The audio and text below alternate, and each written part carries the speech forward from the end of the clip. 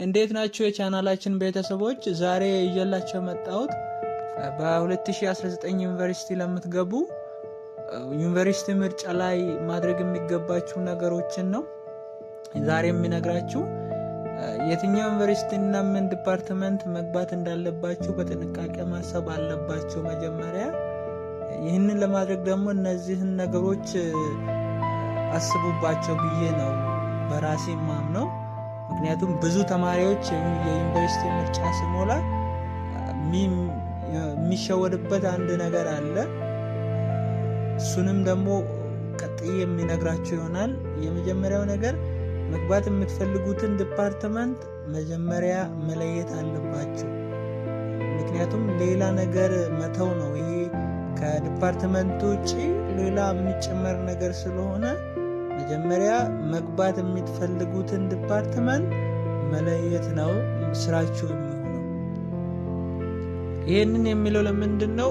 በጣም የሚስባችሁ የትኛው የትምህርት አይነት እንደሆነና ወደፊት ምን መስራት እንደምትፈልጉ ለራሳችሁ ግልጽ ማድረግ ያስፈልጋል ማለት ነው። ለምሳሌ ዌብሳይት፣ ሞባይል አፕስ የመሳሰሉት ላይ መስራት የምትፈልጉ ከሆነ እነዚህን ትምህርት የሚሰጡ ዩኒቨርሲቲዎችን መምረጥ ትችላላችሁ። ላይክ ሶፍትዌር፣ ኮምፒውተር ሳይንስ፣ የተለያዩ ዲፓርትመንት ያላቸውን መምረጥ ትችላላችሁ ማለት ነው። ሁለተኛ የዩኒቨርሲቲው በብዙ ነገሮች የተሻለ መሆኑን አረጋግጡ።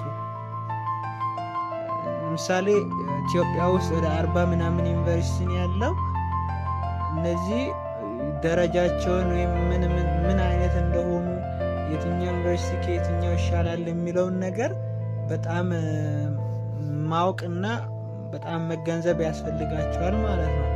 ዩኒቨርሲቲው ጥሩ ስም ካለውና ጥራት ያለው ትምህርት የሚሰጥ ከሆነ አሪፍ ነው። በተለይ ደግሞ እናንተ የምትፈልጉትን ዲፓርትመንት ምን ያህል ጥራት እንዳለው ማረጋገጥ አለባችሁ። ደግሞም የዩኒቨርሲቲው ጄኔሬሽን እኔ በዚሁ የሚመክራችሁ ጄኔሬሽኑን ለምሳሌ በጣም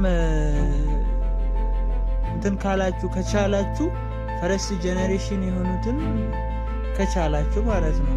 ካልቻላችሁ ችግር የለውም። ከቻላችሁ ፈረስት ጄኔሬሽን ብትሞሉ አሪፍ ነው። በጣም በኋላ ስትመረቁም ይጠቅማችኋል ብዬ ነው የማስበው። መምህራኖቹ ጥሩ እውቀትና ልምድ ያላቸው በመሆኑ በፈርስት ጄኔሬሽን ብዙ መምህራን እንደዛ አድርጋችሁ ሙሉ ማለት ነው ስትሞሉ። ይህንን የምለው ለምን መሰላችሁ? በኋላ አሁን ሳትመርጡ ከሄዳችሁ ማለት ነው ግቢ መግባት የምትፈልጉትን ዲፓርትመንት ሳትለዩ ከሄዳችሁ በኋላ ትቸገራላችሁ ማለት ነው። ለምሳሌ እኔ አምና 2018 ከዚህ ሲሄድ ማለት ነው ዩኒቨርሲቲ ወይም ግቢ ሞልቼ ሲሄድ ሀራማያ ነው። ሀራማያ ሲሄድ ሜዲሲን ይገባለሁ ብዬ ነው የሄድኩት። ሰው እዛ እጄ ውጤትም ሰራውን። ከዛ እንትን ሆንኩኝ፣ ተጠራጠርኩኝ። ሶፍትዌር ልግባ ወይስ ሜዲሲን ልግባ ምናምን እያልኩኝ ተጠራጠርኩኝ ማለት ነው። ምክንያቱም እዚህ ወስኜ ነበር የሄድኩት፣ እዛ ደግሞ ትንሽ ጥርጣሬ ያደረብኝ ማለት ነው።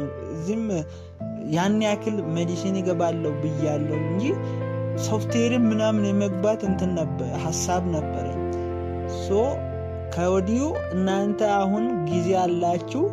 ውጤት ከመጣ በኋላ ብዙ እንትን ስለማትሉ አሁኑኑ ምን መግባት ነው የሚፈልገው፣ ወደፊት በምን ስራ ነው መሰማራት የሚፈልገው የሚለውን ቶሎ አሁኑኑ አስቡበት። ወይም ጓደኛ ምናምን ከዚህ በፊት ዘመድ ምናምን ካላችሁ፣ የተማረ ወንድም ምናምን ካላችሁ ጠይቁ፣ መረጃ ሰብስቡና እስኪ ምን ልግባ ምን ልማር የሚለውን ከአሁኑኑ ወስኑ። በኋላ ውጤት ላይሰራም ይችላል፣ ሊሰራም ይችላል። በኋላ ውጤት ካልተሰራ በጣም ጭንቀት ውስጥ ነው የምትገቡት ማለት ነው። ምክንያቱም ከዚህ ገባለሁ ብላችሁ የሄዳችሁት ሌላ እንትን ሊሆን ይችላል።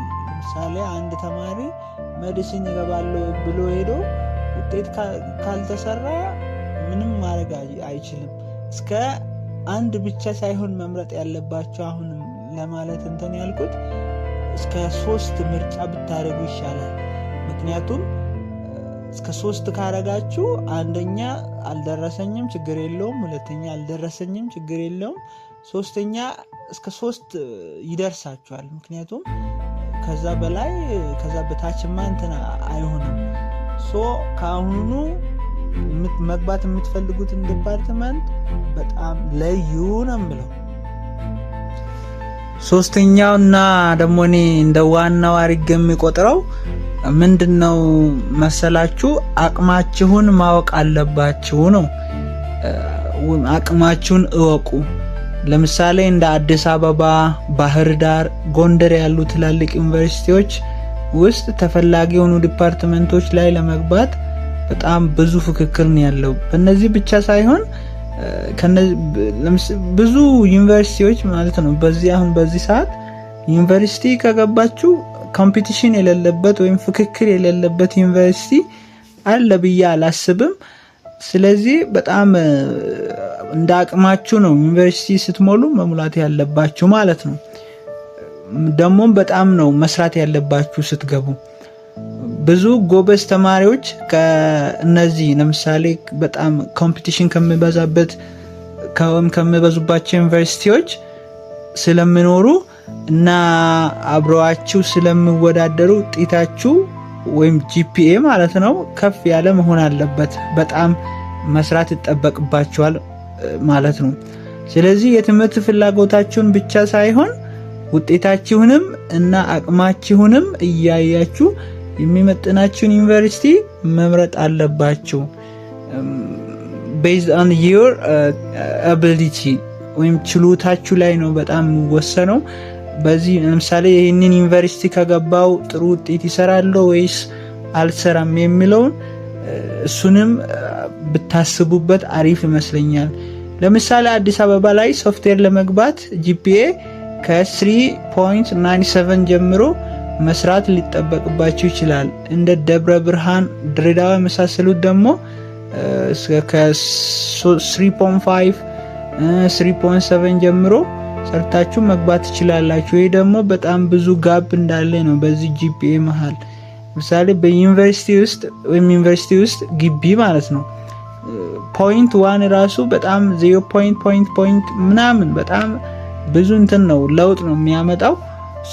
ስትመርጡ በጣም እንትን መሆን አለባችሁ፣ መጠንቀቅ ነው ያለባችሁ ማለት ነው።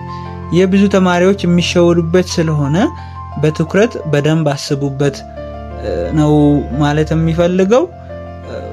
አቅማችሁን እወቁ። ሌሎች ደግሞ የሰላም ሁኔታ የመሳሰሉት እንዳሉ ሆኖ እነዚህ ነገሮች በማሰብ ምርጫ አድርጉ ላለው። ምክንያቱም የናንተ ደህንነት ነው በጣም የሚፈለገው ከውጤት በላይ። በጣም ለሰላምም ቦታ ስጡ። አሁን ሰላማዊ ቦታንም የሚሄደው ወይስ ምናምን በኋላ ከሄዳችሁ ቤተሰብ ምናምን ማጨናነቅ አያስፈልግም።